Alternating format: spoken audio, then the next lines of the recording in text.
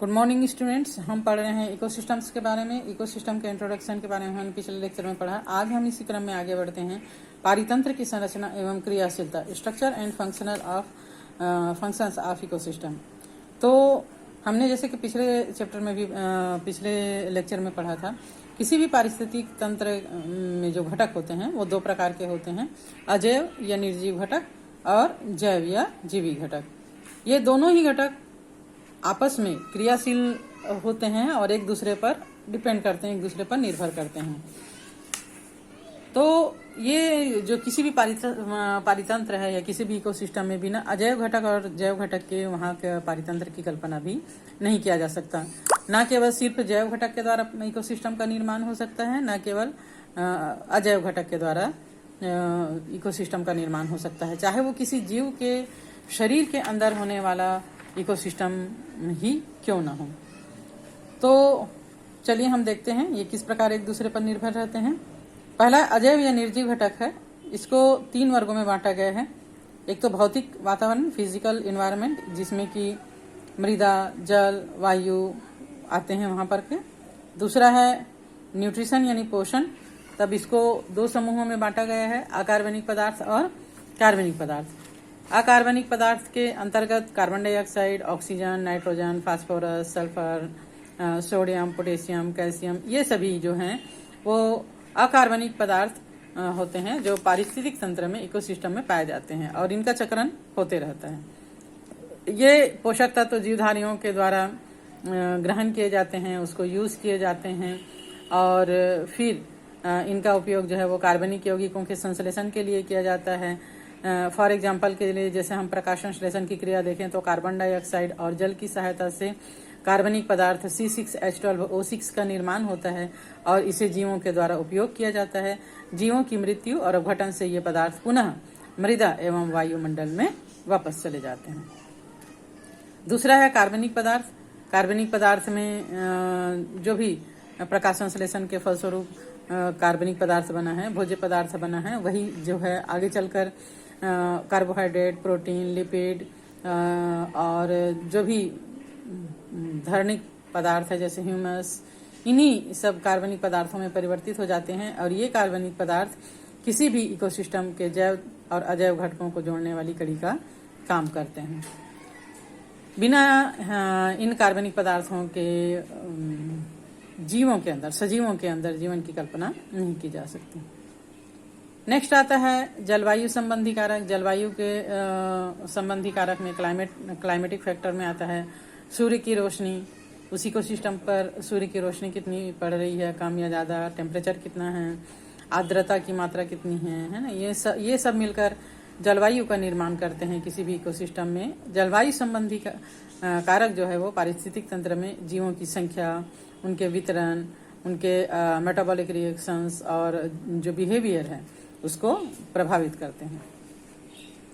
तो इसमें जलवायु संबंधी कारक में अगर हम सबसे पहले प्रकाश की बात करें तो सबसे पहले तो जो है जितने भी हरे पेड़ पौधे हैं उनको प्रकाश संश्लेषण के लिए सूर्य के प्रकाश की आवश्यकता होती है ना। बिना सूर्य के प्रकाश की उपस्थिति में हरे पौधे जो है वो अपना भोजन नहीं बना पाते हैं और कहना चाहिए कि पौधों के द्वारा प्रकाश संश्लेषण के द्वारा बने हुए इस भोजन का उपयोग पूरा जीवमंडल करता है, चाहे डायरेक्टली या इनडायरेक्टली, है ना। तो ये पूरा जीव जगत जो है वो प्रकाश संश्लेषण पर आधारित भोजन पर ही निर्भर है। Second one is the temperature, तापक्रम। सभी जीवों की शारीरिक बनावट, जैविक क्रियाएं और भौगोलिक वितरण पर तापक्रम का बहुत ज्यादा प्रभाव पड़ता है। जीवधारियों की वृद्धि, परिवर्धन, इसके लिए एक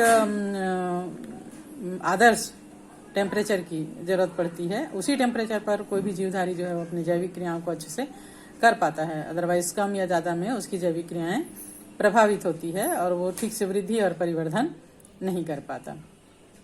थर्ड वन इज द आर्द्रता, ह्यूमिडिटी।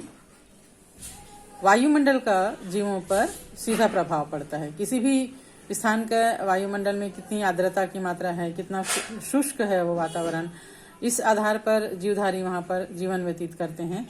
स्थलीय जीवों की शरीर भित्ति से वाष्पोत्सर्जन, स्वेदन यानी पसीना निकलना या अन्य विधियों से पानी का निष्कासन जो है वो आर्द्रता पर ही निर्भर करता है। पर्यावरण में स्थित नमी के द्वारा ही जीवों के शरीर का जो पानी है, बॉडी के अंदर का जो वाटर है, वो नियंत्रित होता है। शुष्क परिस्थिति में रहने वाले जीवों को विशिष्ट प्रकार के अनुकूलन को अपनाना पड़ता है अपने शरीर से पानी को के नुकसान को रोकने के लिए। किसी पारिस्थितिक तंत्र विशेष में जैव घटक के प्रकार का निर्धारण और अजैव घटक के गुण पर निर्भर करता है।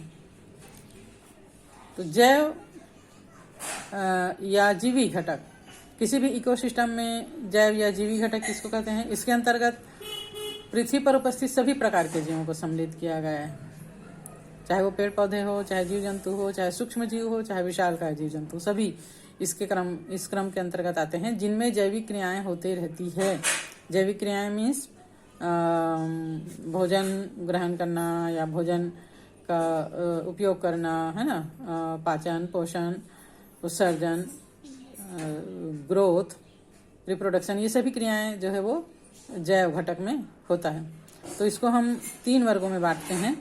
उत्पादक जो उत्पादन करते हैं, प्रोड्यूस करने वाले, और इस क्रम में हम हरे पौधों को लेते हैं जो प्रकाश संश्लेषण के द्वारा स्वयं अपना भोजन बना सकते हैं, साथ ही साथ पूरे जीव जगत को भोजन उपलब्ध कराते हैं, प्रोड्यूस करते हैं, है ना।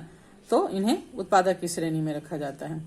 दूसरा उपभोक्ता, कंज्यूमर, उपयोग करने वाला, वे सभी जीव, चाहे वो पौधा हो चाहे जीव जंतु हो, जो विभिन्न उत्पादों को भोजन के लिए ग्रहण करते हैं, उपयोग करते हैं, उनको हम उपभोक्ता की श्रेणी में रखते हैं। जितने भी जंतु हैं मैक्सिमम सभी इसी श्रेणी में आते हैं, क्योंकि वे अपना भोजन स्वयं निर्माण अपने बॉडी के अंदर नहीं कर सकते, इसलिए भोजन के लिए ये अन्य स्रोत पर निर्भर रहते हैं। तीसरा है डिकम्पोजर, अपघटनकर्ता।